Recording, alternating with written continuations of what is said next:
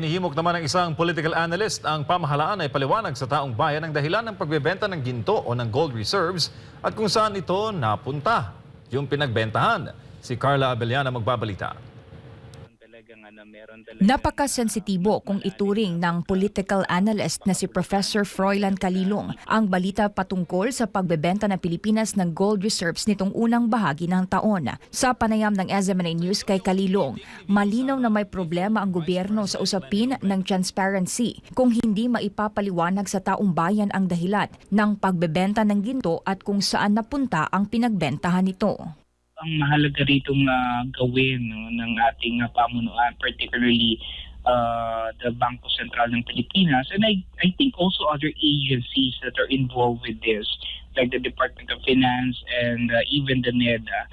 I think they should really lay down their cards right to the public, no? Para malaman natin exactly, tama yung punto nyo kanina, no? Saan ba napunta yung pera, paano ginamit yung pera kung meron man, ano? Kasi talagang napaka-sensitive, kinakailangan talaga itong mailatag sa atin.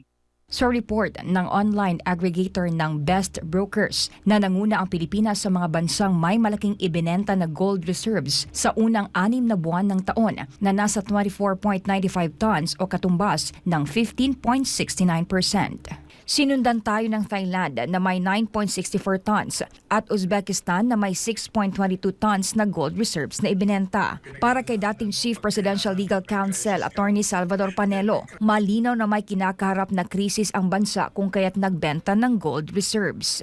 Ay, ibig sabihin yan, may problema tayo sa pera. Kasi ang reserves supposed to be, kumbaga sa bangko, pinaglalaanan mo pag kailangan, pag may crisis ka. May crisis siguro tayo sa bansa, kaya nagbebenta na sila ng mga gold reserves natin.